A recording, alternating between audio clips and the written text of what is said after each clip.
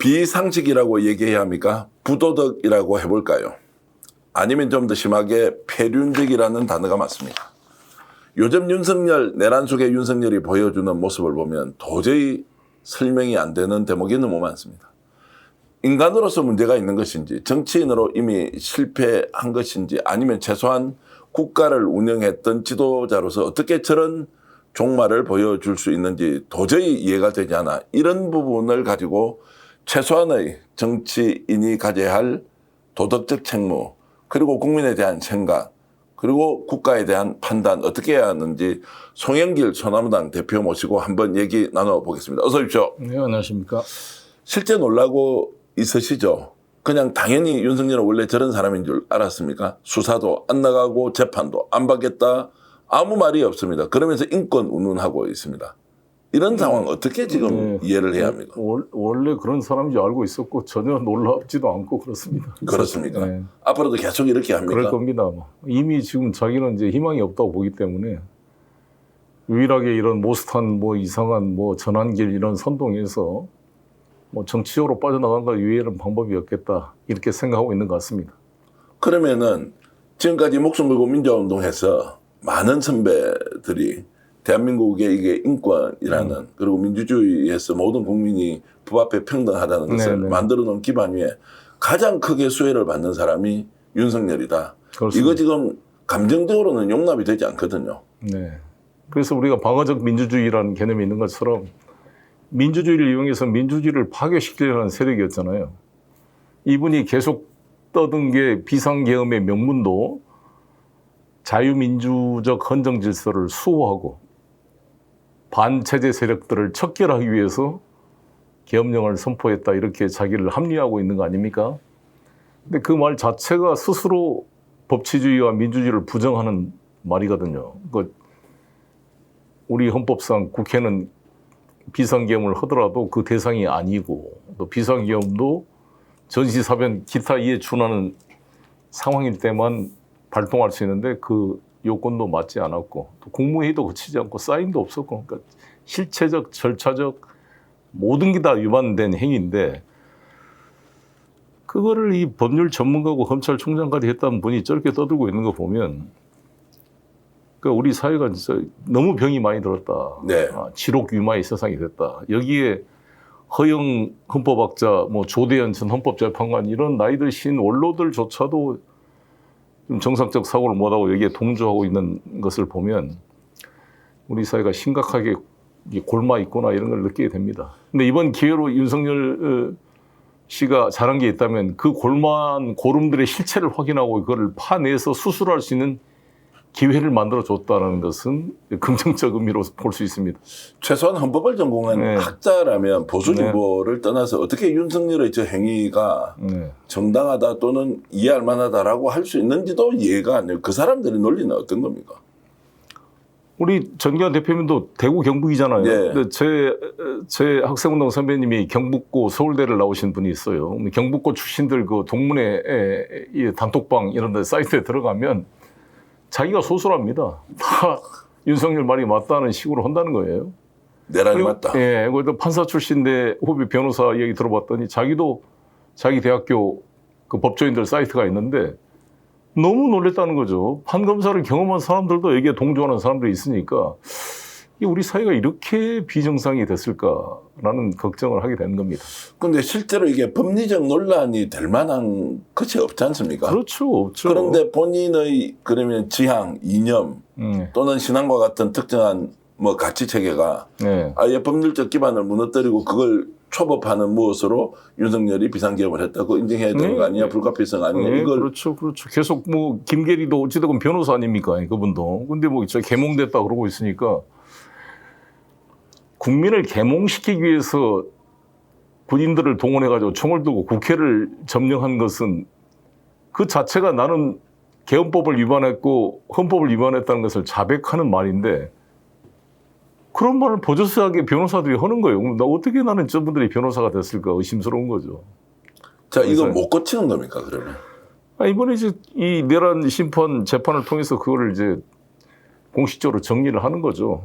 이런 사람들이 100% 없을 수는 없지만 사회의 주류가 될 수 없게 해야죠. 다시는. 이런 사람들이 주류가 되니까 숨어있던 이상한 사람들이 나타나기 시작하는 거잖아요. 네. 우리나라에 이렇게 토착 외구들이 많았는가. 갑자기 일장기를 들고 나타나는 놈이 나타나고 신민지 군대화론을 공공연하게 주장하는 사람이 정부의 공식 기관장으로 임명이 되고, 그리고 독도는 우리 땅이 아니라는 증거가 넘쳤다는 놈이 이제 뭐 공식 석상에 나와서 텔레비에 나오고 이러니까, 텔레비전에 나오고 그러니까 이 세상이 거꾸로 돼가는 것처럼 보였죠. 근데 네. 이번에 국민들의 힘으로 내란이 진압되고 또 이 특검을 통해 그동안 거짓이 밝혀짐으로써 이 사람들의 일부는 존재할 수 있겠으나 다시는 공식적인 주류로 등장할 수 없도록 사회를 바꿔 나가야 된다고 봅니다.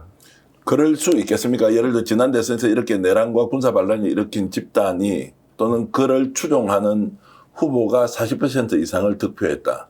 이제 이것 가지고도 수없이 많은 사람이 충격을 받고 있는데 그걸 기반으로 극우 극단들이 더욱더 지금 준동하고 있는 상황, 내란은 지속된다라고 했을 때 구체적으로 이것을 어떻게 진압하고 제압해서 우리 민주주의를 복원할 것이냐는 질문을 좀 원론적으로 드리고 싶습니다. 네, 일단 특검이 철저하게 수사를 함으로써 이 근거를 깨야 된다고 보는데요.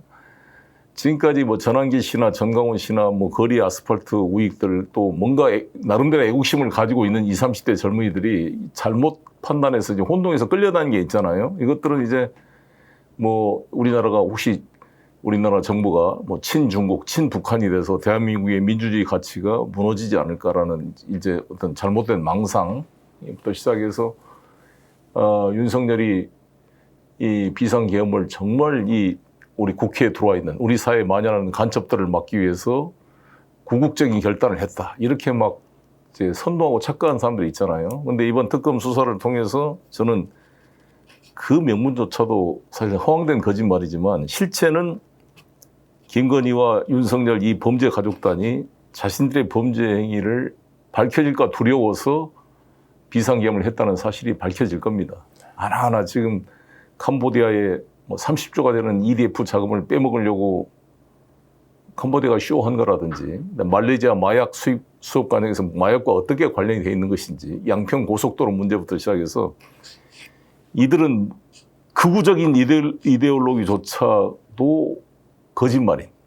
그 극우 이데올로기도 용납될 수 없지만 그것조차도 명분이었고 실제는 자신들의 범죄 수익을 지키려고 하는 잡범에 불과했다는 사실들이 확인됨으로써 그동안 이 소위 보수 우익이라는 사람들이 떠들었던 게 얼마나 허황된 것인지 아마 밝혀질 거로 생각합니다. 마피아와 같은 범죄 집단이다 이렇게 이제 전제하고 그렇습니다. 봐야 되지. 극우의 사상도 아니다라는 그렇죠. 말씀이지 않습니까? 극우 수준도 아니다. 그냥 범죄 집단이 국가 권력을 찬탈해서 자기들의 돈벌이 짓으로 나라를 팔아먹다가 이번에 발각이 된 거다. 이렇게 봐야 될 것 같습니다.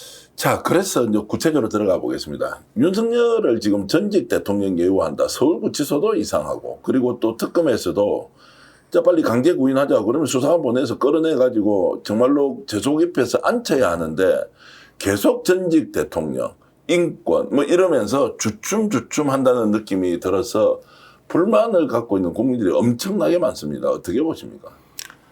제가 말씀드린 대로 지금 내란 특검에 60명, 그다음에 지금 김건희 특검에 40명, 그다음에 최상병 특검 20명의 검사가 파견돼 있잖아요.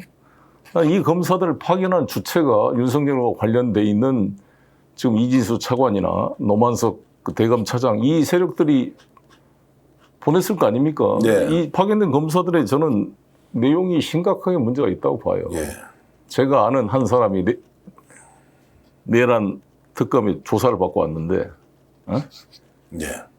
윤석열에 대해 불리한 이야기를 하면 검사가 당신이 그거 책임질 수 있어? 이렇게 추궁해서 깜짝 놀랐다는 거 아니에요. 와. 그러니까 이 검사가 수사를 하는 검사가 아니라 방어를 하는 검사라는 느낌을 받았다는 거죠. 예. 그러니까 다는 그렇지는 않겠지만 상당수 검사들이 이런 자세를 가지고 과연 이번 내란 과정에 심우정 검찰과 뭔가 연계되어 있는 의혹들을 밝혀낼 수 있을까에 대해서 저는 걱정입니다, 사실. 이미 내부에서는 그러면 윤석열을 비호하는 사람이 다수는 아니지만 일정한 그렇죠. 검사들이 지금 존재하고 있다. 당연히 그렇죠. 이게 지금 이제 수사를 국민들 민심에 맞춰서 이렇게 강제 구인도 못하는 것과 연관성도 있다라고 이제 보시는 거고요. 그런 면도 있다고 봅니다. 그래서 나는 조은석 특검이 파견된 검사들을 한번 전부 교육을 시켜야 한다고 봅니다. 와. 다 한번 체크를 해야 돼. 확실히 장악을 하지 않으면 뭐 이런 식의 자세 아니 우리 최재형 목사님도 그때 조사받으러 갈 때 뭔가 김건희한테 불리한 이야기하면 화들짝 놀래가지고 더 물어보지도 않고 다른 거를 물어본다는 거 아니에요. 그러니까 네. 이 변호사 변론 요지서를 작성하고 있는 것이지 뭔 검찰 수사 조서를 만들고 있는 게 아니라는 거죠. 검사면 공무원이지 않습니까? 그렇죠. 그러면은 국민의 충복이 돼야 되겠다고 뭐 선서도 했을 테고 이런 것들이 아예 이제 없어져 버린 거고. 그건 뭐 완전히 뭐 고려시대 무의정권의 뭐 산호비 같은 상황이니까요. 그냥 코바나 컨텐츠 용역 지원이라고 보면 되지 않겠습니까? 와, 무신 정권의 산호비 같은 수준이 대한민국 지금 검사 예. 다 이제 이런 말씀 주셨는데 그러면 지금 조은석 특검은 이런 내용에 대해서는 파악은 하고 있습니까? 모르죠. 뭐 조은석 특검이랑 통화해 본 게 아니니까. 근데 이런 말씀을 들으면 국민들이 지금 현재 특검에 대한 신뢰도를 제대로 유지하기 어려울 것 같다는 생각도 들고요. 뭐 열심히 하려고 노력하고 있는데 좀 지켜봐야죠. 대신 나는 우리 국민들께서 조은석 특검이 이 파견돼 있는 60명의 검사들을 다 좀 잘 통제를 했으면 좋겠다는 생각이 듭니다. 실제로 내부에서 집단적으로 저렇게 수사를 윤석열에게 유리한 방향으로 가면 결국 기소를 하거나 이런 데서도 제대로 못하고 나중에 법정 형량을 확정할 때도 불리하게 작동할 수도 있다. 항상 검사들이 봐주고 싶은 사람들을 봐줄 때는 어떻게 하느냐. 중한 것은 빼버리고 약한 걸로 기소하는 그걸 우리 백신 수사라 그러잖아요. 네. 그러니까 진짜 이 중요한 범죄를 일사부재리 원칙으로 기판력으로 차단시키기 위해서 약한 걸로 기소해서 범죄를 은폐하는 행위. 이게 대표적인 백신 수사 형태이고요. 그게 아시다시피 그 지난번에 라임 사태 때 그 김봉현이라는 예. 그 사장의 그 검찰 출신 변호사가 현직 검사 3명을 나의엽 검사인가요? 그 3명을 불러다가 눈사람하게 대접을 했는데 그거를 사전 뇌물죄로 기소 안 하고 그냥 김영란법 위반을 기소해가지고 무죄를 받아냈잖아요. 예. 대법원에서 이제 그걸 다시 통제를 하긴 했습니다만 이런 식의 행위를 할 수가 있는 것이죠. 아니면은 부실하게 기소해서 무죄를 유도한다든지 뭐. 근데 이제 조은석 특검이 철저한 분으로 알려져 있어서 그렇게 하지는 않을 거라고 봅니다만 저는 이 방송을 통해서 조은석 특검이 파견된 검사들에 대한 정신교육 필요하다고 봅니다. 자, 조금 전에 말씀하셨던 이제 그 참고인으로 직접 조사를 받았던 분입니까? 검사가 이제 윤석열의 불리한 질문 아니면 그 발언에 대해서 당연히 책임질 수 있나라고 이제 했던 그것은 참고인 자격으로 했으니까 피의자는 아니고요. 그렇죠. 예, 그렇겠죠. 그분이 좀 양심선 이런 거 좀 하면 안 됩니까? 그런 걸 할 수 있겠어요. 저도 뭐 누군지 말씀할 수는 없는데 그뿐만 아니라 제가 간접적으로 듣는 분위기도 로스쿨에서 인턴으로 가 있던 한 후배가 저한테 전해준 말이에요. 자기가 모셨던 검사가 차출됐는데 특검에 그 검사는 완전히 검수완박 반대부터 기본적으로 윤석열과 같은 식의 사고인데 특검에 차출됐다 이렇게 저한테 얘기를 해주더라고요. 자, 이런 송 대표님의 문제 제기가 이제 파장이 굉장히 이제 생길 것 같은데 자, 이런 상황을 우리가 이제 안 이상 그대로 둘 수는 없지 않습니까? 모르고 의심을 하는 단계에서 구체적으로 수사 검사가 특정한 목적을 향해서 왜곡하고 있다라고 하면 이제 이거 어떻게 통제할까? 조은석 특검이 첫 번째 통제해야 하고 특검 내부의 이런 일에 대해서 법무부 장관이나 또는 법무부 차원에서 국회 차원에서 이 문제도 좀 다뤄야 되는 거 아닌가요? 특검은 뭐 법무부가 관여할 수 있는 건 아니기 때문에 대신 특검이 만약 파견된 검사 교체를 요구하면 교체해 줄 수는 있겠죠. 네. 그런 식으로 저는 통제가 필요하다고 보여지고요. 일단 뭐 국회는 감독 권한이 있으니까 한번 봅시다. 그래서 저는 특검의 성패 여부가 핵심이 검사들의 범죄를 밝혀내느냐에 달려있다 그랬잖아요. 예. 우리가 누가 보더라도 이 신무정은 공범 아닙니까? 우리 추측으로 봤을 때 아예 윤석열을 풀어주려고 작정을 했잖아요. 그리고 백혜룡 경정이 항상 말한 대로 왜 인천지검장 시절에 관세청 직원들이 말레이시아 마약 범죄단 마약을 수공을 안내까지 해줬다는 게 드러났는데 이에 대한 수사를 못하게 막았는가. 네. 압수수색 영장도 발부 못하게 하고. 누가 보더라도 이것은 마약 이 범죄 조직과의 연계가 돼 있다고 의심할 수 있잖아요. 그러니까 이런 부분들을 제대로 수사를 해내라 이거죠. 근데 과연 검사들의 범죄 사실을 찾아내지 못한다면 이 특검의 저는 효과는 반감될 거다. 네. 특히 김건희 특검 같은 경우는 지금 이창수, 조상원, 최재훈 이 무혐의 처분한 놈들 전부 잡아들여 조사해야 될 거 아닙니까? 예, 예. 뭔가 그리고 이번에 코바나 컨텐츠 이제 송병준이라고 그 투컴스인가요? 뭐 그 회사 이번에 특검에 예, 조사를 대표. 했더라고요. 예, 예. 이분이 윤석열이 서울중앙지검장 시절에 중앙지검의 피의자로 지금 뭐 주식 미신고 등으로 지금 수사받고 있는 상태였는데 2억 1천만 원 넘게 코바나 컨텐츠 전시했다 후원금을 냈다는 거 아닙니까? 예. 그래서 제가 재판 받을 때도 아니 검사들 조사 받을 때도 그랬어요. 아니 코바나 컨텐츠에 이렇게 관계가 돼 있는 서울중앙지검의 피의자의 신분인 이 중소기업 대표가 그 서울중앙지검장 부인이 하는 전시에 2억이 넘는 돈을 후원 협찬을 했는데 이게 무혐의 처분될 사안인가? 근데 송영길은 먹고 사는 문제의 싱크탱크에 후원한 사람들이 아무런 직무 관련성 내가 그 사람들의 무슨 대가나 뭘 해준 것도 하나도 없는데 이거를 지금 나를 그걸 구속시켜서 기소한 거 아닙니까? 그렇게 보면. 그래서 그에 대한 형평성 문제를 저 지적을 했던 것이죠. 진짜 내란 세력은 그대로 있고 네. 정권만 바뀌었고 민주당은 너무 안이하게 지금 상황에 대처하는 것 아니냐. 민심은 저거 절대로 파견 검사 못 믿겠고 사법부도 잘 못 믿겠는데 이대로 가다가는 정권이 5년 뒤에 바뀌면 다 돌아와서 그냥 우리 다 잡아 죽일 것 같은데. 그렇게 되겠어요? 아니 그렇게 내가 걱정 안 해도 되겠습니까? 예, 하나하나 마음에 100% 맞지는 않지만 진전을 시켜 나가야죠. 우리가 예. 계속 감시하고 체크하고 이제 지금 특검 발족된 지가 얼마나 됐죠? 지금 아직 한 달. 네, 한 달쯤 된 것 같습니다. 네, 느낌은. 네. 예. 그런 상황에서 와, 그러면 전직 대통령 예우를 하겠다라고 하는 것은 누가 예우를 한다 그랬죠? 아니 뭐 저 구치소에서 지금 하고 있는 게 전직 대통령이다. 그리고 지금 뭐 근데 제 생각은 윤석열이 출석하는 것 별로 걱정할 필요 없어요. 그냥 기소하면 됩니다. 기소하고 계속 출석 안 하면 그냥 불출석 상태에서 재판 진행하면 돼요. 재판부가 문제입니다, 우리. 직위원 재판부가 문제고 특검이 별도로 별도 재판부가 구성됐잖아요. 그래서 네. 저는 국회가 해야 될 일은 재판부가 신속한 재판을 할 것을 강력히 촉구해야 된다고 봅니다. 신속 재판이 오히려 현실적이다. 예. 형사소송법 제277조 2에 따르면 피고인이 출석 거부 시 공판 절차에 대한 규정이 있습니다. 네. 어떻게 되어 있냐면 피고인이 출석하지 않을 경우 정당한 사유 없이 출석을 거부하거나 교도관에 의한 인치가 불가능하거나 현저히 곤란하다고 인정될 때는 피고인 출석 없이 재판을 진행할 수 있다 이렇게 되어 있습니다. 그냥 진행해버려요. 그러면 피고인 자기가 변호인들이 있지만 변호인들이 반대 신문도 할 수 있겠죠. 피고인 변호인은 참석해가지고. 나중에 자기가 뭐 하려면 안 나올 수가 없겠죠. 지금 그러면 김건희 특검은 윤석열 한 번도 소환도 하지 않고 자 지금 공천 개입했다라는 것은 명백한 증거가 나와 있는데도 계속 출석을 거부하면 그냥 기소해서 재판 가라 이렇게 이제 하는 수밖에 없습니까? 그렇죠. 이제 구속돼 있으니까. 다른 사건은 구속돼 있으니까. 그러면은 아니 이제 추가로 영장을 또 발부할 수 있겠죠. 예. 그 부분에 대해서. 그러면 6개월이 또 늘어나니까. 그러니까 6개월 안에 재판이 안 끝나더라도 계속 구속시킬 수가 있는 거죠.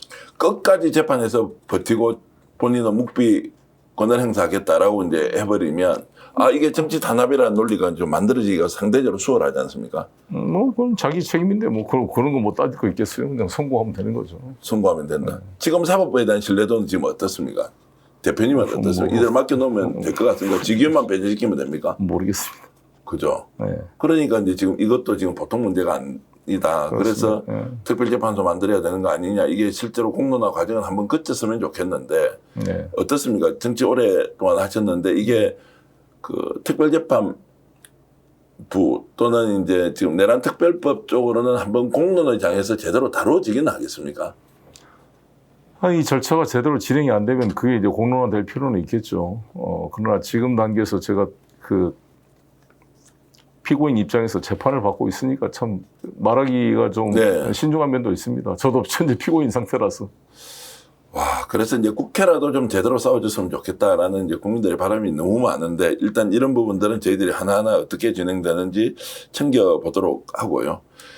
지금 이제 대표님하고 오늘 이제 말씀을 좀 본격적으로 나누고 싶은 것은 윤석열이 한국 정치에서 어떤 부분을 망쳤고 어떤 부분이 최악의 상황을 만들었느냐에 대해서 한번 진단을 해보자는 것인데요. 윤석열이 한국 정치를 망친 최악의 사례, 이제 이것은 대통령으로서 윤석열입니다. 무엇을 망쳤느냐에 대해서 우리가 한번 질문을 드리면 가장 최악으로 만든 상황은 대통령으로서 무엇이냐 말씀 한번 해주시겠습니까? 최악은 12.3 내란 계엄으로 이제 발족이 됐습니다만 그 전부터 완전히 국가의 곳간을 거덜냈잖아요. 완전히 100조가 넘는 적자 재정을 만들어 놓고 감세는 해내고 그리고 국가의 미래에 대한 투자는 거의 바닥을 만들어 버렸고 이 소중한 2년 반 세월을 국가 발전이 거의 중단되거나 뒷걸음친 것이 아닌가 이렇게 생각을 합니다. 특히 이제 가장 나쁜 것은 그 일제하에 그 친일 반민족 세력들이 활개를 달고 마치 자신이 뭐 정상적인 이 정치 세력인 것처럼 등장하도록 문을 열어주고 일본 식민 지배를 합리화할 수 있는 그러한 논리를 우리 스스로 제공함으로써 일본 극우 세력들의 환영과 환대를 받게 한 일은 정말 이게 대한제국 말 때 일진회와 비슷한 이런 반민족 행위를 한 게 아닌가 그렇게 생각합니다. 그리고 캠프 데이비드 협정을 통해서 일본 자위대가 사실상 우리 이제 군과 협력을 해서 나는 이게 조금 윤석열 정권이 오래 갔으면 일본 자위대가 한반도에 상륙하는 시대가 오지 않을까 이렇게 걱정을 했거든요. 네. 그게 가장 큰 문제였다고 생각이 듭니다. 남북 관계를 최악으로 만들어서 이제 완전히 그렇게 자기들이 원했던 주적을 이제 북이 이제 주적이란 말을 쓰게 됐잖아요 우리한테. 전술핵도 사용 가능하다는 말까지 만들어서 남북 관계를 최악으로 만들어냈고 그것도 부족해서 외환을 유치해가지고 자신들의 비상기업의 명분을 만들려고 했다. 그건 모골이 송연한 문제인데 네. 최악 중에 최악이 그거 아니겠습니까? 외환 유치를 하려고 했다. 전쟁을 일으키려고 했다. 그다음에 이제 이 마약 이 사범의 실체가 밝혀진다면 네. 이거는 뭐 보수 진보의 문제가 아니라 아예 사회 암적인 범죄 집단이었잖아요. 그러니까 이 마약 사업에 대한 실체가 밝혀지면 우리 백혜령 경정의 말 들어보면 정말 아연 실세가 아닙니까 실제로. 이런 정도도 수용, 용납하는 것이 보수 세력이냐, 국민의힘이냐, 극우 세력이라도 정말로 이 정도까지 범죄 집단의 중심에 들어서서 이권을 찬탈하는 데 앞장선다라고 하는 것이 원래 깔려 있었습니까? 대한민국 보수는 국힘의 DNA는 원래 그렇습니다. 그렇지는 않았죠. 옛날 예. 전두환 노태우 때 같은 때라도 이 정도는 아니었다고 봅니다. 이게 완전 이거는 이번에 만약에 김문수 씨가 다시 당대표가 당선이 되고 뭐 장동혁이나 이런 소위 전환길과 전광훈과 합세한 세력들이 다시 이 국민의힘의 지도부가 만들어진다면 정당 해산 청구는 불가피해질 것이다 이렇게 생각합니다. 제가 기억하는 군사정권 쿠데타 일으키면 권력을 먹고 싶어서 네. 그러나 기본적인 국가관이나 애국심은 좀 있고 그렇지만 그것을 우리가 인정할 수 없는 민주주의 파괴 세력들이 쿠데타 일으켜서 이것과 우리가 이제 민주화운동하고 싸웠던 거 아닙니까? 그렇죠. 그런데 이 집단은 그런 것도 없이 아예 자신들의 사적 이익을, 사적 욕망을 추구하는 그런 수단으로 대통령 자리를 이용해 먹었다. 그런데 지금 이들을 비판하지 않고 한패거리처럼 같이 움직이고 있다. 이것이 저는 도무지 저도 그래도 정착을 전공했는데 그렇습니다. 도무지 이해가 되지 않아서 어떻게 세상이 이렇게 미쳐버릴 수가 있는 생각이 제가 드는데요. 우리 정기환 대표님이 경북 출신이니까 거기 저보다는 훨씬 그런 사람을 많이 접할 기회가 있을 거 아니에요. TK 출신들의 그 이야기를 들어보면 그렇지 않습니까? 맞습니다. 많죠. 이번에 이 심평 이 변호사도 경북고 서울법대를 나온 사람 아니에요. 예. 이 양반이 보니까 74학번이면 74년도에 경북고를 졸업해서 서울대를 78년도에 졸업했군요.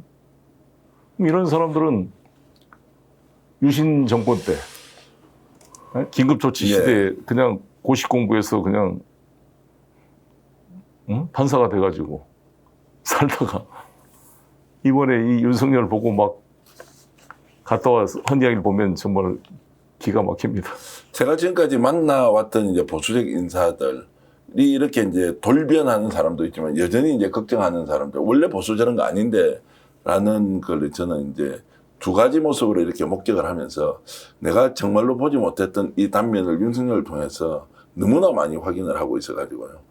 와, 내가 저 사람들하고 한 나라에서 같이 살고 있다라는 것을 굉장히 제가 좀 놀라거나 충격을 지금 받고 있는 상황인데, 그래서 한번 이거 여쭤보겠습니다. 원래 그런 사람이어서 그런 행동을 보이는 겁니까? 아니면 원래 그런 사람 아닌데 상황이 이렇게 돼버리니까 거기에 정치적 경쟁자가 민주당이다, 이재명이다 이렇게 있으니까 이 사람들의 돌변하는 세력이다 이렇게 봐야 됩니까? 어떻게 보는 게 맞습니까? 윤석열 본인은 우리나라 사회학을 공부하는 학생들에게 연구 사례가 될 거라고 보여집니다.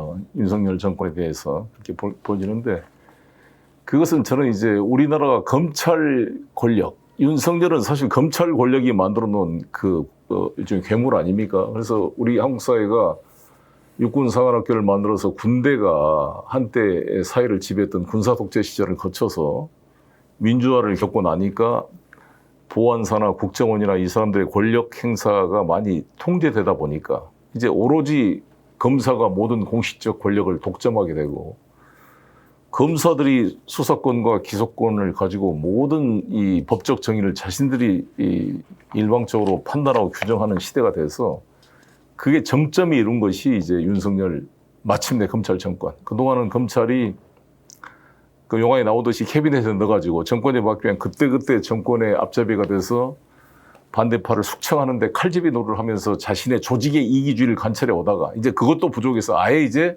자신들이 직접 정권을 잡는 시대가 바로 윤석열 시대가 된 거죠. 그 시대가 돼서 드디어 검찰이 해체되는 걸로 가기 때문에 저는 물극필반, 오히려 우리 사회의 발전적 요소로 판단할 수가 있다. 이 골문게 곰고 터져서 마지막에 드디어 윤석열 정권에 터져서 더 이상 검찰이 공소권, 수사권 분리를 거부할 수 없는 잭소리를 내기가 어려운 이제 분위기를 만들어낸 거잖아요. 그래서 저는 작년 10월 17일, 2024년 10월 17일 김건희 무혐의 처분을 발표한 이날이 우리나라 검찰의 어떤 간판을 내리는 10월 유신이 1972년 10월 17일 날 일어나면서 헌정질서가 스톱을 했는데 똑같은 날짜입니다. 2024년 10월 17일 날 날짜도 일부러 맞춘 것 같이 이날 검찰의 간판을 내리는 상징적 사건이다. 이 주역이 이창수, 조상원, 최재훈이다. 심우정까지 해서. 그래서 이 4명을 반드시 이번에 내란 특검에서 처단해야 된다라고 생각합니다. 내란 특검에서 처단할 수 있겠습니까? 내란 특검하고 김건희 특검에서 반드시. 아니, 저는 하도록 강력히 계속 싸우고 요구하고 해야 된다 봅니다. 예. 최근에 민주당은 어떻습니까? 지금 하고 있는 게 잘하고 있습니까? 지켜볼 수밖에 없는 상황입니까? 이제 당대표 선거 끝나면 새로운 지도부가 열심히 하겠죠. 새로운 지도부는 어떨 것 같습니까? 이 문제에 고삐를 바짝 쬐고 안 할 수가 없죠. 적극적으로 좀 나서서 하겠죠. 적극 나서 해야 됩니다. 그리고 제가 검찰 인사에 대해서 말씀했던 것처럼 정성호 법무부 장관과 봉욱 민정수석은 제가 잘된 조합이라고 이야기했잖아요. 근데 걱정되는 것은 그 4명의 주요 인물들. 대검차장 노만석, 중앙지검장 정진호 옛날, 그다음에 법무부 차관 이진수, 그다음에 성상현 검찰국장, 이 4명에 대한 문제 제기를 한 거잖아요. 이번에 이제 검사 인사를 해가지고 뭐 송경호 사표 내고 뭐 일부 잘려고 이번에 한 2명 정도 박철우하고 누굽니까 또 이번에 고검장으로 들어온 양반. 그 문재인 정부 때 임용됐다가 한직에 갔던 분들이 2명 정도 이제 뭐 들어온 것에 대해서는 평가를 하지만 대부분은 윤석열과 함께했던 세력이 다 아직도 주류를 이루고 있는 것이죠. 그런데 저는 정성호 장관께서 하나하나 질서 있게 정리해 가지 않을까 이렇게 생각합니다. 잘하고 있을 것이라고 일단 기대하면서 그렇게 우리가 유도하고 격려해야죠. 그리고 조상호 정책보좌관이 들어갔으니까 아마 잘 이 상황을 모니터하지 않을까 생각합니다. 며칠 전에 인터뷰했던 내용을 제가 조상호 비서관, 이제 지금은 보좌관이죠. 직접 보내주면서 꼭 내용을 좀 참고해 달라고 이렇게 이제 전달은 했는데요. 어찌됐든 지금 정신 바짝 차리지 않으면은 원래 검찰이 갖고 있는 이런 DNA가 그대로 드러나서 국민이 원하는 방향으로 갈 수 없을지도 모른다. 이제 이런 생각이 들고요. 윤석열이 이런 행태를 완전히 없애려고 하면 지금 현재 우리 이재명 정부, 국회, 지금 특검, 그리고 지금 사법부 체계상 우리가 열심히 목소리를 외치고 이렇게 해달라 촉구하면 해결은 되겠습니까? 저는 이제 조금 전에 말씀하셨던 이제 쌓였던 고름이 터져 나왔으니까 이 고름이 다시 살아나기 위해서 움직이는 것인지 아니면 제거되는 과정으로 이렇게 볼 것인지 이런 것들을 구분하기가 좀 어렵지만 현재 이재명 정부 그리고 국회 이런 정도 특검의 조합이라면 완전히 내란 세력들은 척결은 할 수 있겠습니까? 쉽지가 않죠. 지루한 싸움 속에 한 발씩 전진해 가는 것이다. 저는 이렇게 생각이 들고요. 예. 이재명 정부가 중간에 위기가 생길 수 있잖아요. 계속 출렁거리다든지 약간 일부 지지도가 좀 빠진다든지 이런 일이 벌어지면 그때 반격의 기회를 노릴 겁니다. 이 세력들이. 네. 그리고 또 이것을 가지고 검사 출신 국민의힘 국회의원들 저 보수 언론들이 또 극우 유튜버들이 연합해가지고 호시탐탐 어떤 공격을 하겠죠. 근데 이런 공격들을 막아내면서 이제 개혁을 진행해 나가야죠. 그러나 지금 이재명 정부는 어느 때보다 좋은 조건에 있잖아요. 이런 압도적인 국회의 다수 여당을 갖는 것은 헌정사상 처음입니다. 네. 이거를 활용 못한다면 그건 바보죠. 그래서 이 민주당 당대표가 매우 중요하고 예. 새로운 민주당 지도부가 이재명 정부랑 잘 협력을 해서 이 개혁을 완수해 가기를 바라겠습니다.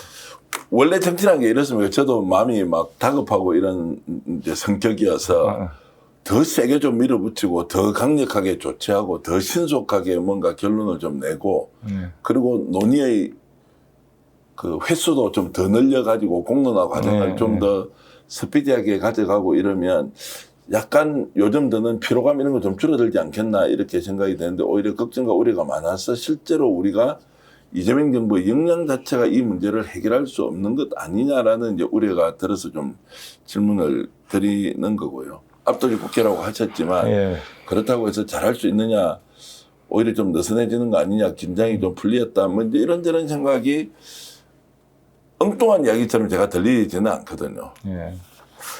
일단은 이 개혁을 할 수 있는 자산, 국민적 지지 자산을 개혁의 언제 시기에 적정하게 배분해서 개혁을 완수시키느냐가 아주 이 예술적인 그런 매니지먼트가 필요한데 이재명 대통령이 워낙 뛰어나신 분이라 잘할 거라고 보여지고 이 민주당 새 지도부가 그 역할을 잘 좀 뒷받침해서 했으면 좋겠습니다. 냉정하고 솔직하게 질문드려서 이재명 대통령과 지금 현재 대통령실의 참모 역량 그리고 국회가 집권 여당으로서 민주당의 역량 상호 보완적으로 갑니까? 아니면 한쪽이 좀 뒤처진다는 느낌이 듭니까?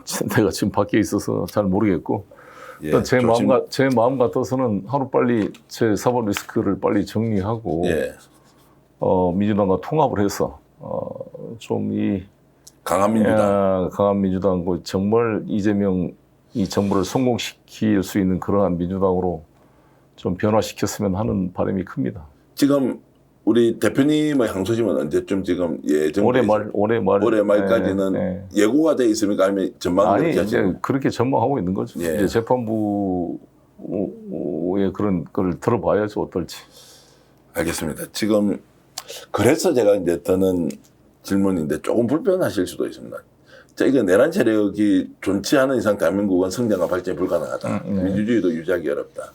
그러면 국힘이 내부에서 이번에 김문수 후보가 당대표가 될 거 아닙니까? 그러면 장동혁도 뭐 당대표 되기 위해서 전환길도 받아들이자 어떻게 뭐 어쩌고 저쩌고 막 하는데 그래도 거기가 정당인지라 차기 집권, 수권 역량을 키워야 하고 내년 지방선거도 치러야 되니까 여기에서 내란과 좀 결별을 하면서 정리할 건 좀 정리하자. 그리고 새로운 보수 정당이 재탄생할 수 있도록 가야 하는 거 아니냐라는 문제인식은 좀 김문수 후보라면 가지고 있지 않습니까?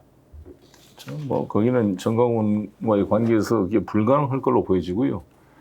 저는 홍준표 의원이나 뭐 다른 세력들이 새로 아마 신당을 만들지 않을까요? 그렇습니다. 뭐 조경태 씨 같은 분이. 조경태 씨 같은 분들이 살아남을 수 있을까요? 안철수나 이런 분들이 만약에 김문수 체제에서. 그러면 김문수는 빙탄 불상용이 될 거죠. 그래도 그 사람도 민주주의 운동을 했던 사람이죠 한때.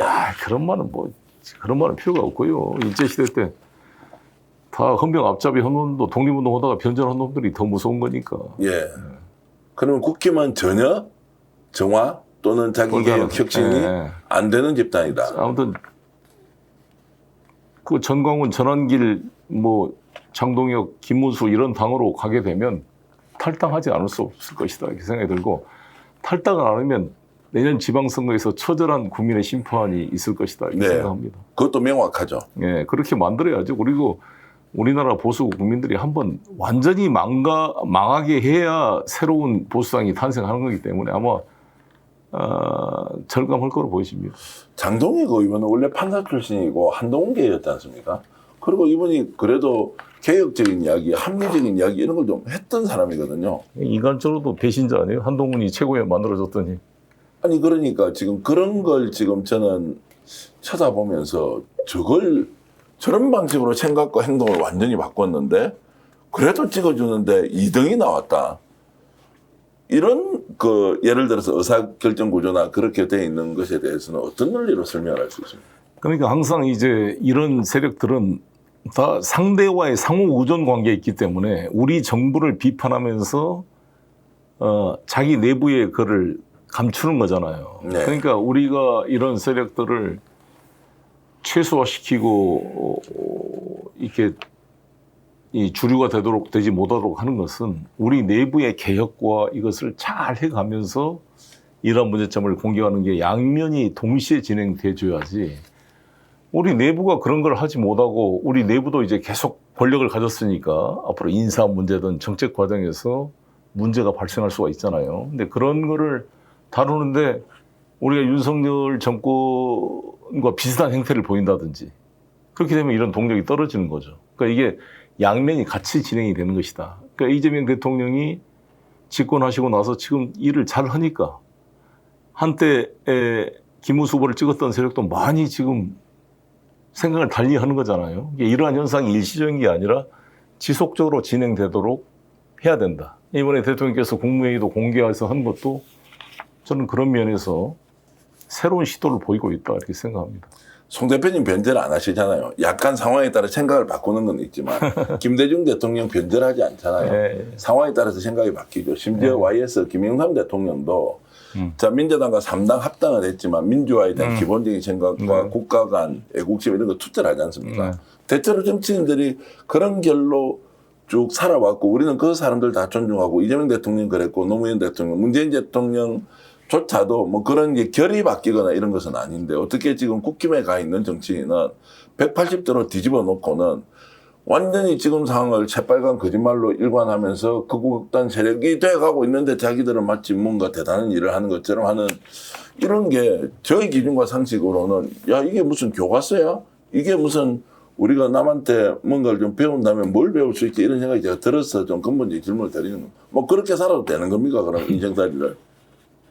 지지율 40% 유지되니까. 어찌됐건 뭐 지지율 높은 것을 우리가 국민을 비난해서는 안 되니까 농부가 밭을 탓할 수는 없잖아요. 그러니까 우리가 김문수 후보나 이런 사람을 지지한 사람들을 우리가 매도하거나 비판해서 해결될 문제는 아니다. 그분들이 왜 저럴 수밖에 없는 것을가를 이해하려고 노력하면서 설득하고 변화시키고 이 이재명 정부나 민주당 정권이 유능함을 보여주고 국민들에게 신임받을 수 있는 그 좋은 정책들을 쌓아감으로써 해소해야 된다 이렇게 보거든요. 그러니까 항상 우리가 이런 말도 안 되는 우익 세력들을 비판할 때 그 국민 전체를 적으로 만들면 절대 안 되고 저분들이 뭘 잘못 속아서 했을까라는 그런 안타까운 마음으로 그분들을 설득하고 이해시키고 배제시키지 않고 우리 국민으로 쌓아놓은 노력을 병행하면서 이 잘못된 이런 극우적인 흐름을 주도하고 하는 선동하는 이 전환길이나 정광훈 같은 사람들을 고립시키고 최소화시켜 나가야 된다 이렇게 봅니다. 그 말씀 중에 왜 그러면 그분들은 국민들이 속았습니까? 또는 스스로 아니 이거 보십시오. 제가 우리나라의 지금 뭐 통일교 신천지부터 시작해서 얼마 전에 허경영 이런 분들을 보면 허경영 찬양하는 그 아주머니들 노래 부르는 거 보세요. 신이 우주의 신인이라고 그러고 막 허경영이 막 아주머니들 불러 세워놓고 가슴을 만지고 해도 돈 내고 막 줄 서서 좋다고 찬양하고 그러잖아요. 그러니까 이게 인간이 이성적인 것 같아도 정말 이성에서의 도피가 많습니다. 자위에서 도피가 현상이 있는 것이고 세디즘, 메저키즘 같은 그런 소위 사도 메저키즘이라고 그러죠. 이런 파시스트의 논리가 정도의 차이는 있지만 우리 사회 곳곳에 존재하거든요. 그러니까 이들이 이제 뭐 우리나라에 얼마나 사이비 종교가 많잖아요. 지금도 자칭 예수라는 사람이 우리나라 한 200명 된다 그래요. 예. 그렇게 많습니까? 200명이 되겠습니까? 예. 여기 존속해 있는 겁니다. 예. 그러니까 그분들을 이제 어떻게 변화시킬 거냐 그게 과제인데 그래도 그분들이 만약에 신천지 같은 세력이 그런 사이비 종교에 머무르지 않고 지금 제도권으로 들어온 거잖아요. 또 그 유혹에 빠져서 이 정당이 숙주 역할을 해준 거잖아요. 국민의힘이. 네. 그러니까 그런 게 문제죠. 근데 그러한 세력들을 이번에 홍준표 의원께서도 이 신천지 세력들이 당내 선거에도 개입했고 했다고 지금 지적한 거잖아요. 난 이건 정말 수사해야 될 문제고 네. 정상적인 정당이라면 이거 자체 조사를 해야 돼요. 그리고 나는 정광훈 목사나 우리나라 보수적인 뭐 이번에 김장한 목사님 이런 보수적인 기독교 지도자 여러분 기독교 가면은 항상 제가 인천시장 때도 신천지를 가장 비판하고 두려워했습니다. 네. 우리 부평에 홍미영 부청장 계셨는데 신천지가 교회를 설립하는데 건축법상 문제가 하나도 없어요. 그런데도 인천 교계 지도자들이 저한테 찾아오고 다 찾아와서 절대 허가 내주면 안 된다고 강변을 해서 우리가 행정소송에 지는 한이 있더라도 허가 내주지 말아라 그래서 안 내줬다고요. 그렇게까지 신천지를 공격하던 분들이 아니 신천지가 공개적으로 윤석열을 지지하는데 거기 동조해서 같이 지지하고 그렇게 우상 숭배하지 말라고 떠들던 이 교계 지도자들 보수적인 분들이 아니 이렇게 우상을 숭배하는 사람 그런 지지를 받는 사람을 이렇게 같은 편이 돼가지고 공동으로 지지하고 있는 것은 부끄러운 일 아닌가. 그러니까 여러분들이 생각하는 신앙이 진짜 신앙인가. 네. 이명박 찍지 않으면 생명책에서 지워버리겠다.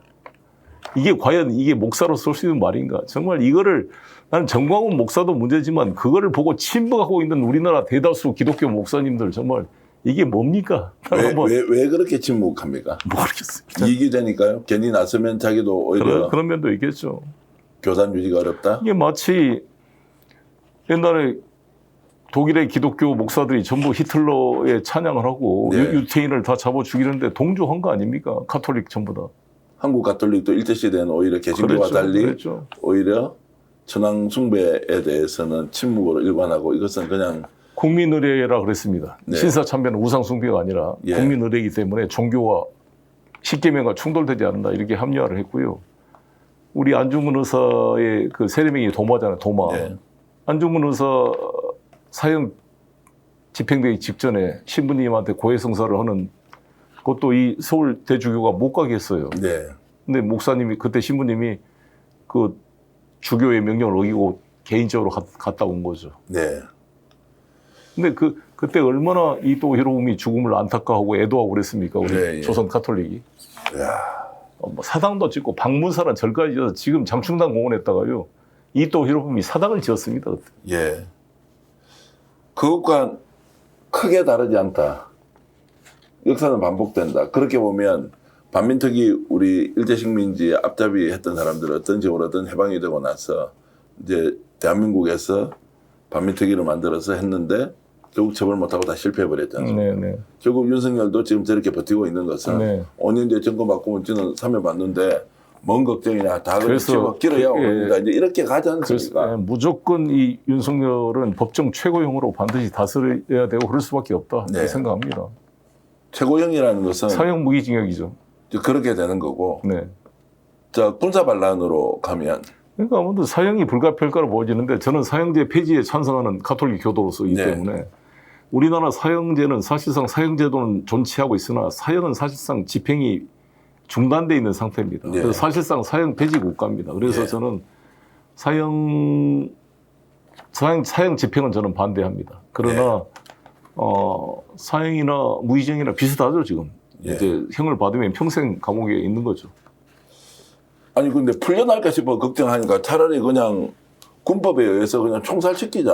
근데 이런 이야기가 감정적으로는 나온다는 겁니다. 지금 군인은 아니죠. 군인 아닌데 이제 군사 반란으로 네. 이렇게 이제 취급을 하면 진짜 이 지금 뭐 어디 눈 아프고 어디 아프다고 징징거리가 보면 정말 그런 그 화가 날 만도 옵니다, 국민들이. 그래서 민주당이 지금 국민적 지지를 받고 다수 당이 돼 있을 때 실제로 내란 특별법을 만들어서 어떤 경우에도 아예 사면 복권 불가능하도록 하는 이제 이 조치는 그렇죠. 지금 해야 되는 거 아닙니까? 그렇습니다. 그렇습니다. 사면 불가 법 통과시킨다는 거 아니에요, 이제? 이제 한다는데 네, 이제 이것도 공론화 과정에서 매우 조심 이제 하고 있어서 제가 이제 민주당에 안 계시기 때문에 좀 불편하긴 하지만 요즘 민주당 왜 저러나 이제 싶은 생각이 바깥에서는 엄청 걱정을 많이 한다. 정권 바꿔서는 다 이겼다라고 하는 것이 아닐 텐데 그리고 5년 뒤에는 결국 그럴 일이 없어야 하지만 정권이 뒤집어졌다라고 하면 이재명 대통령이 다시 재판이 재개될 수도 있는데 이것도 어떻게 하냐. 그래서 지난주에 공소 취소해야 한다는 그 말씀도 엄청 반향이 크거든요. 송 대표님이 직접 방송에서 해주셨는데 그 뒤에 다른 분들이 말하는 사람이 없어요. 공소 취소 문제도. 국민들 눈치 보는 겁니까? 그렇죠. 그러니까 나는 새 지도부가 제가 어떤 개별 사건으로 이야기하지 말고 이 윤석열 범죄 정권에 의해서 공소권 남용으로 다 지금 재판받고 고생하고 있잖아요. 저도 마찬가지고. 저는 공소 취소까지 아니라도 나를 기소한 이 최재훈 부장검사 이 친구부터 빨리 해임시키고 특검에서 조사해서 이 김건희 무혐의 처분한 그 배우를 밝혀낼 것을 촉구하는 것이고요. 그 박정훈 대령 그 항소 취소한 것처럼 지금 뭐 여러 가지 민사 소송도 많을 거예요. 지난번에 MBC 뭐 조현 외교부 장관께서 민사소송 취소한다고 그랬잖아요. 그런 것처럼 한번 전부 스크린을 해봐야 된다. 민형사소송, 윤석열 정권에서 이루어졌던 거를 케이스를 다 모아가지고 정치인뿐만 아니라 일반 우리 시민들에 대해서도 한번 스크린을 다 해가지고 공소 취소할 것은 취소하고 항소 포기할 건 포기하고 빨리 사법 절차로부터 해방시켜줘야 되는 게 아닌가 이렇게 생각합니다. 제가 다급해서 그렇습니까? 아니면 국민들이 마음이 좀 초조해서 그렇습니까? 좀 이런 거 속도감 있게 지금 우리 한 달째 계속 이야기하고 있는 것 같은데 국회는 그냥 어쨌든 의원들과 함께 뭔가 좀 신속하게 움직여서 이런 거 하나하나 빨리빨리 좀 정리하면 안 됩니까? 그게 못하는 사정이 있습니까? 아니면 숙성 기간이 절대적으로 필요한 겁니까? 네, 뭐 계속 이렇게 논의를 해가야죠. 해가고 촉구하면 이렇게 힘이 공감대가 모아지면 진행되지 않을까 싶습니다. 그렇게 저도 노력하겠습니다. 그리고 그리고 저는 이제 가장 중요한 것은 우리 사회의 대통령 권력을 바꿨다 그래서 바로 이 문제가 바로 되지는 않아요. 그러니까 아주 우리가 정말 이번 이재명 이 정부를 잘 지켜내야 되고 힘을 모아서 해가야 되는데 가장 큰 문제가 지금 한미 간에 이제 이번에 통상관세 뭐 25% 이 문제 처리인데 그게 8월 1일 이제 얼마 없잖아요. 이 문제 해결하는 것. 남북 관계에서 일단 한미 관계, 한중 관계, 뭐 한일 이 4대 강국과의 관계를 좀 일단 안정화시켜내는 것이 가장 현재는 중요합니다. 그래서 이게 저도 온 신경을 지금 곤두 쓰고 있습니다.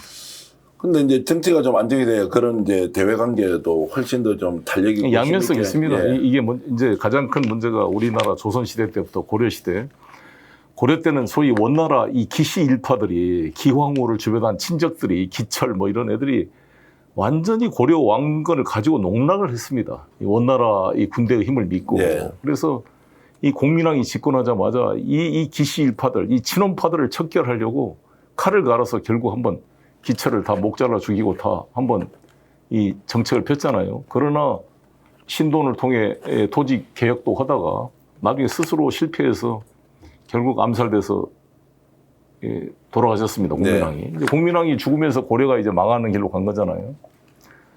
근데 조선 때도 광해 임금이 1623년 인조반정에 쫓겨났잖아요. 명청 교체기 때 뭔가 국익 외교를 하려다가 이 친명파들, 명나라 사대주의에 쩔은 이런 세력에 의해서 쫓겨납니다. 우리 사회도 미국과 우리나라는 중요한 동맹이고 한미동맹이 중요하고 같이 민주주의 가치를 공유하는 데지만 미국도 하나의 미국이 아니라 공화당의 미국, 민주당의 미국, 우리나라보다 더 심하게 분열돼 있거든요. 그러니까 여기에 흐름과 거기에 영합해서 뭔가 미국을 끌어들여가지고 국내 정치를 개입을 유도하려는 이런 이 극우 세력들의 이 바로가 잘 이거를 봐야 되거든요. 그래서 저는 이 문제도 이런 일이 발생할 때마다 우리 국민들이 여야를 넘어서 우리나라 대통령, 우리가 뽑은 대통령을 중심으로 힘을 모아야 우리 국익을 지켜낼 수 있다. 이런 점을 강조하고 있습니다. 완벽한 토대 위에서 좋은 나라 만들기 이건 안 되는 모양이네. 제가 오늘 대표님 말씀 들으면서 저도 반성을 해야 되겠다 싶은 게 모든 것이 깨끗하게 정리정돈되고 청소시킨 다음에 막 힘차게 밀고 나가면서 뭔가 나라를 다시 세우자 이렇게 하는 것이 결국 복잡한 이해관계 이런 것들이 뒤섞여 있으니까 그렇게 지치면 집니다. 이게 지치면 그러니까 너무 끈질기게 하나씩 정리를 해 나가야 됩니다. 우리가 지치지 말고 조급해하지 말고. 뭐 저도 마찬가지. 저도 송영길이 조급하면 얼마나 저도 지금 재판 받고 있잖아요. 조급하죠. 다들 막 신속하니까 좋은데요. 저는 그걸 조급하다고 표현할 것이 아니라 매우 신속하게. 아니, 우리가 할 수 있는 건 신속하게 처리하고 예. 완급을 조절할 건 조절하고. 제가 여러 이제 탑견과 아이디어를 들으면서 와, 송 대표님 진짜 이재명 대통령하고 손잡고 뭐 좀 큰일 하셔야 된다 이 생각 계속 하고 있는데 오늘 제가 영상을 하나 찾아왔습니다. 예. 와, 2018년도입니까? 문재인 정부 때 푸틴 대통령을 만났더라고요. 그때 이제 러시아 특사로 갔던데 그 영상 잠깐 보고 와서 얘기 좀 나누겠습니다. 예.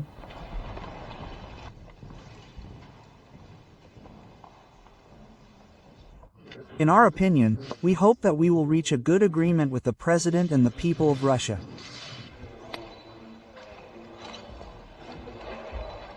President Moon Jae-in has a strong will and vision for the development of ROK-ROK relations, so we expect that we will reach a good agreement with the President. 와, 저 영상 보고 깜짝 놀랐습니다. 왜 제 머릿속에는 저 영상이 기억이 나지 않습니까? AP통신 영상인데요. 예, 그때 문재인 대통령께서 당선되시고 4대 강국의 특사를 보냈습니다. 미국에는 홍석현 중앙일보 회장, 일본에는 문희상 전 의장님, 그리고 중국에는 이해찬 전 총리님, 러시아는 송영길 이렇게 네 분을 보냈어요. 네 분이 다 중량급이 있는 분들이잖아요. 그렇죠. 제가 포함돼서 죄송합니다만. 아무튼 그런데 트럼프는 갔더니 홍석현 회장을 옆에 세워놓고 백악관에서 자기가 앉아서 사진을 찍었어요. 예. 그 다음에 문희상 의장께서 아베 신조를 만났더니 아베 신조는 좀 높은 의자에 앉고 낮은 의자에 그것도 기억납니다. 앉혀놨어요. 그 다음에 이해찬 총리는 시진핑 만났더니 시진핑이 가운데 앉고 옆자리에 이해찬 특사를 앉혔습니다. 예. 이렇게 세 강국은 다 이렇게 했는데 이 화면을 보신 것처럼 푸틴은 나를 완전히 정상회담 오듯이 1대1로 딱. 1대1로. 그 탁자가 원래 항상 뉴스에 보면 정상회담하는 그 탁자입니다. 예. 거기에 완전히 1대1로 앉고 양옆에 이그나텐코 이타르타스통신 그 사장이자 상원원입니다. 예. 거기다 그 안보실장 딱 이렇게 앉혔고 저도 그때 박노벽 그 주라 한국 대사님하고 우리 정재호하고 박주민 두 국회의원 제가 데리고 갔거든요. 같이 앉혀서 한 45분을 거의 정상회담하듯이 해준 거예요. 네. 아마 유일할 겁니다. 모든 지금까지 전 역사 특사 중에 거의 대통령급으로 대우를 해준 유일한 케이스가 이 러시아입니다. 자, 푸틴 때문입니까? 아니면 송영길 특사 때문입니까? 그건 어떤 거? 사전에 사실 아니 뭐 저에 대한 협의를 하지 않습니까? 그건 아닌데 저에 대한 배려가 있었다고 봐야죠. 제가 인천시장 때 푸틴을 만나가지고 푸틴으로부터 제가 그 오르지나 두르비주라는 국가 우호훈장을 받았거든요. 그런 인연 때문에 푸틴이 저에 대한 배려가 있었다고 생각합니다.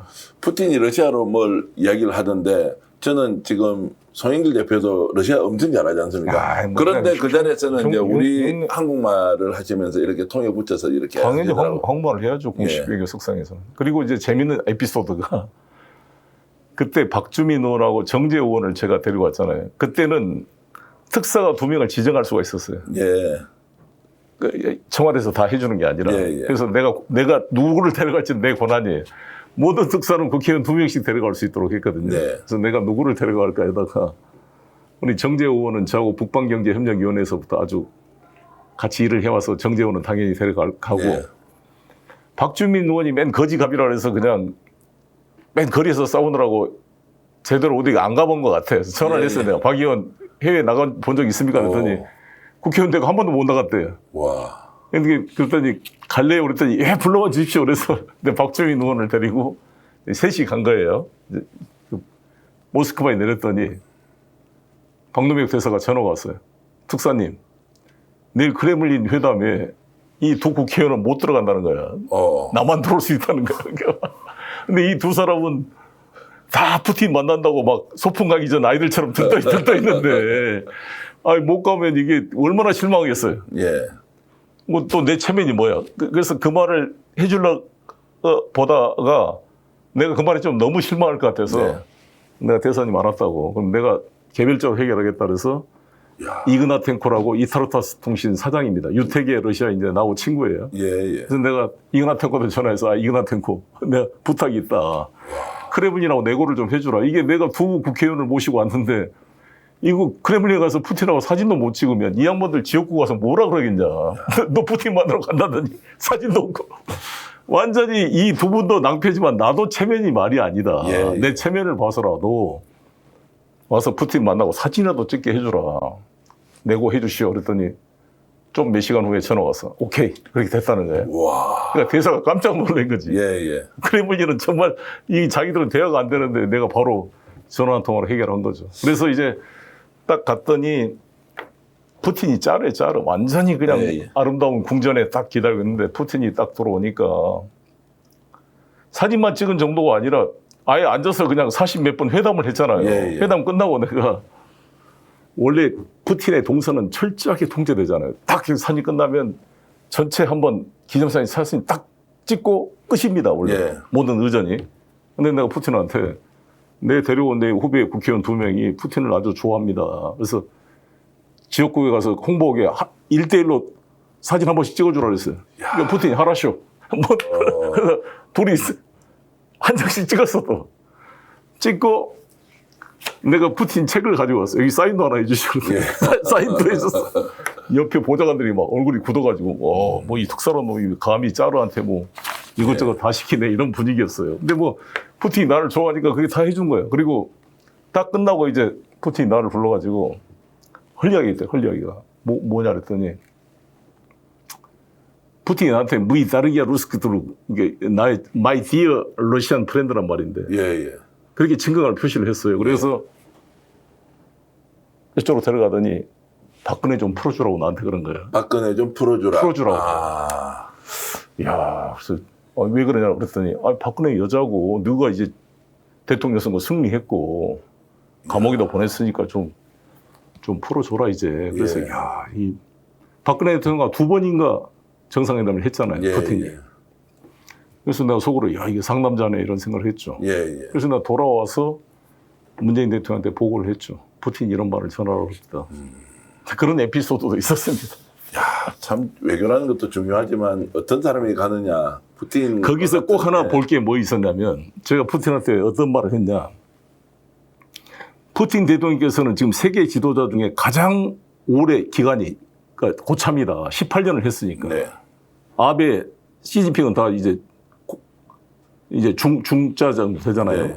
그다음에 트럼프 문재인 대통령 이제 신입생이고. 네. 그러니까 당신이 세계 평화를 유도하는데 매우 중요한 역할을 하고 있다. 이렇게 칭찬을 해주면서 무슨 말을 했느냐. 푸틴 대통령께서 일관되게 우리 한반도 문제를 군사적 옵션을 사용해서는 절대 안 되고 대화로 풀어야 된다라고 평화로 해결해야 된다고 일관된 입장을 해준 건 나는 고맙게 생각한다. 그러나 문제는 지금 김정일 사망 이후 김정은 시대에 아무도 김정은이를 만나준 지도자가 없다. 뭐 서방은 물론이고 지금 시진핑, 푸틴 당신까지도 김정은과 지금 한 번도 만나지 않은 거 아니냐. 그런 상태에서 지금 김정은과 트럼프 간에는 나한테 핵단추가 있다고 지금 말폭탄을 서로 주고받고 있는 아주 위험한 상황이다. 따라서 푸틴 대통령께서 먼저 직접 김정은을 만나서 김정은의 진정한 의도가 뭔지를 확인해야 되는 거 아닙니까? 그랬죠. 그랬더니 네. 막 박노백 대사가 나 무릎을 막 치더라고. 오버다 이거.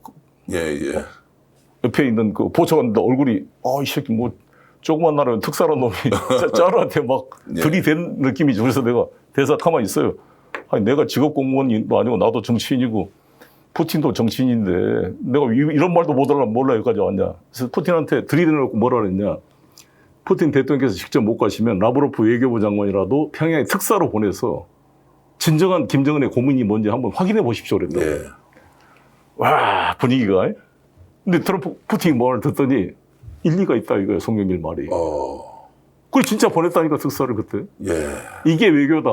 그리고 내가 푸틴하고도 푸틴 눈을 절대 안 피하고 딱 정면을 보고 이렇게 네. 이야기를 한 거죠. 이게 푸틴이 대단히 합리적으로 이해를 하더라고. 결국 국익의 관점에서 본인도 접근할 의사가 있다는 것이고. 그렇죠. 그래서 지금 이제 최근에 북러 간의 관계가 발전에 대해서 이제 쇼이구 국방장관이 얼마 전에 다녀왔고 라브로프 외교장관이 원산까지 갔다 왔잖아요. 네. 그다음에 이번에 그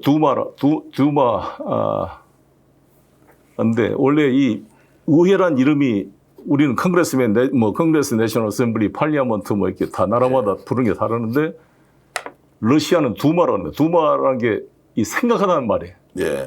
야 두마 뜨비야. 그럼 나는 너를 생각한다 이런 말이거든요. 그러니까 생각하는 곳이 그 러시아 연방 하원 이름이 두마. 근데 두마 의장이 볼로딘이 1964년생인데 저하고 친구예요. 이제 오랜 친구가 됐는데 이번 8.15 때 러시아 축하사절단 단장으로 평양을 방문해서 김정은과 만납니다. 네. 그래서 앞으로 우리가 러시아를 통한 이 남북관계의 어떤 돌파구를 여는데도 중요한 역할을 할 수 있다 이렇게 생각합니다. 자, 이 대목에서 짧게 질문 하나 드리겠습니다. 이제 한미 관계가 가장 중요한 토대가 돼야 되는 것은 뭐 분명하지 않습니까? 송 대표님도 그런 소신을 갖고 있는 것이고 그 기반 위에서 지금 이제 한중, 한러시아의 관계를 이제 어떻게 풀어가야 되는지 이재명 정부가 지금 미국 눈치 안 볼 수가 없지 않습니까? 그렇죠. 그런 상황에서 이제 러시아 관계 또 북한과 러시아는 지금 함께 전쟁을 우크라이나에서 또 치르고 있지 않습니까? 이제 이런 부분이 굉장히 복잡하게 이제 전개되고 있는데 이런 부분에서 지금 어떻게 가면 되는지 좀 다음 기회에 길게 이야기하기로 하고 오늘 좀 제가 그저께 우크라이나에서 온 국회의원 안드레이라고 제 동생입니다. 저하고 네. 계속 소통하고 있는데 만나서 저녁 식사를 하면서 지금 우크라이나 상황 이야기를 들었습니다. 최근에 우크라이나가 지금 반젤렌스키 데모가 일어났어요. 네. 이 젤렌스키도 일종의 독재자입니다. 수많은 군수물자에 대한 지금 부패 문제가 쟁점이 되고 있어요. 그래서 지금의 우크라이나와 러시아 전쟁을 민주주의와 공산주의 전쟁이 아니잖아요. 아니 러시아도 어찌됐건 표면상은 공산주의 국가가 아니지 않습니까? 물론 권위적인 정권이지만 중국과 달리 공산당 독재 정권은 아니에요. 그러니까 러시아와의 우크라이나 전쟁을 이 바이든 정부는 이제 권위주의 정권과 민주주의 정권의 싸움이다. 뭐 이런 식으로 이렇게 대비를 했는데 실제로 젤렌스키 정부는 지금 대통령 선거도 국회의원 선거도 안 하고 있습니다. 네. 지금 상시 계엄 상태입니다. 우크라이나가. 네. 우크라이나도 사실상 독재 정권이 현재. 그리고 사실상 부패가 심각하고. 따라서 우크라이나와 러시아를 그런 식으로 이데올로기로 딱 보기가 어려워요. 이걸 실용적으로 접근하자. 그게 바로 트럼프 아닙니까? 그래서 트럼프는 빨리 휴전하고 중단시켜라 이런 거 아닙니까? 그래서 저는 트럼프의 접근 방식이 우리 이재명 대통령과 실용적 접근이 소통할 수가 있다고 보는 겁니다. 네. 그래서 저는 이 접점을 뚫어내면 트럼프는 지금 앱스타인 미성년자 성착취 문제로 논란도 되고 있고 곤경에 빠져 있어요. 그래서 털시 게버드가 지난번에 러시아 2016년 대선 개입 음모설에 대한 그 문제를 좀 다시 터뜨렸는데 저는 북미 간의 직접 그 교섭을 강화시킬 거로 보여집니다. 어찌됐건 이 문제를 좀 돌파하기 위해서도 네. 트럼프는 김정일을 만나려고 그럴 거고 김여정 이번에 발표 보지만 아무튼 핵 보유국을 인정하지 않고 비핵화 논리로 협상한다는 것은 자기는 뭐 노생큐다 이런 말 아닙니까? 단지 김정은과 트럼프 간의 개인적 우호 관계가 있다는 걸 부정하지 않는다 이런 입장이잖아요. 그래서 저는 이 접점을 뚫어내야 된다 봅니다. 이 트럼프 집권 4년 동안의 이 접점, 북미 간의 접점을 뚫어내고 우리 이재명 대통령도 이걸 계기로 중러의 관계를 회복하고 또 아펙 총회 때 시진핑이 올 것으로 지금 예상되니까 이걸 뚫어내고 남북관계를 뚫어낼 수 있다. 여기에 저는 온 우리 이 외교력을 집중해야 된다 이런 생각을 가지고 있습니다. 송영길 대표님 말씀을 들으면서 참 많이 배운다 이런 느낌. 오늘은 좀 생각이 달라졌습니다. 송영길 대표님이 정말로 이재명 정부에서 큰 일을 좀 하시면 좋겠다라는 판단이 드는데요. 여러분은 어떻습니까? 야, 이렇게 객계에 쌓여 있는 우리 사회 구조적인 문제, 그리고 대외 관계는 하나하나 낱개로 뜯어놓고 보면 보통 어려운 것이 아닌데 결국에는 정치가 해결하려면 좋은 정치인이 있어야 하고 좋은 정치인이 현장에서 문제를 해결해야 하는데 송영길 대표님 같은 분이 또 있겠느냐? 이재명 대통령과 가장 가까이 손을 잡고 뭔가 큰 일을 나라를 위해서 했으면 좋겠다는 생각이 정말로 많이 오늘 드는 순간이었고, 여러분들도 인터뷰 보시면서 만족했을 것 같고요. 대통령실도 이 방송 보실 테니까 송 대표님이 갖고 있는 강점, 이재명 대통령의 지금 현재 활동에 조금이라도 이렇게 보탬이 되면, 국정 운영에 보탬이 되면 좋겠다는 생각 오늘 많이 했습니다. 송 대표님 진심으로 감사의 말씀 드리고요. 제가 광고 말씀은 좀 드려야 하겠습니다. 저희들 지금 판매하고 있는 제품이 국산 친구 셔터 대전하고 있는데 인기가 아주 좋습니다. 가격에서 일단 여러분들 굉장히 만족시킬 수 있고요. 품질은 걱정하지 마십시오. 제가 확실하게 보증해 드립니다. 가격대로요. 49,900원이 있고요. 69,900원이 있고, 그리고 78,900원이 있는데, 와, 78,900원짜리가 제일 잘 나간다 그러고요. 가격이 비싼데도 잘 나가는 이유는 아마 비싼 순서대로 품질이 더 좋다라는 여러분들의 평가가 있습니다. 감사드립니다. 또 하나 더 있는데요. 저 원샷으로 좀 비춰주시기 바랍니다. 자, 제가 지금 한우 뭉티기 육회라고요. 당일 도축한 한우를 여러분들께 200g 총 400g을 택배에 포함해서 배송해 드리는데 29,900원. 이것도 지금 더운 여름에 정말로 한우 좋아하시는 분들은 바로 육회나 생고기로 드실 수 있도록 택배해 주는 거, 이 가격 대한민국에 존재하지 않는다. 이 말씀 드리겠습니다. 그리고 광화문살롱에서 사각 쿠키 세트도 45,000원짜리를 29,900원에 판매하고 있는데 이것도 인기가 아주 좋습니다. 이 제품도 여러분들 필요하신 분들께 선물로, 그리고 가족과 함께 드시면 고맙겠습니다. 오늘 송영길 대표님과 함께한 특집 인터뷰 여기서 모두 마치고, 오늘 대표님께 진심으로 감사의 말씀 드리면서 응원도 하고 나라를 위해서 열심히 좀 싸워 주시고 또 달려가 주시길 바라겠습니다. 고맙습니다. 네, 감사합니다. 오늘 방송 어떠셨습니까? 마음에 들었다면 구독, 좋아요로 스픽스를 응원해 주십시오. 여러분들의 구독, 좋아요는 가장 큰 힘이 됩니다. 스픽스 구독, 좋아요.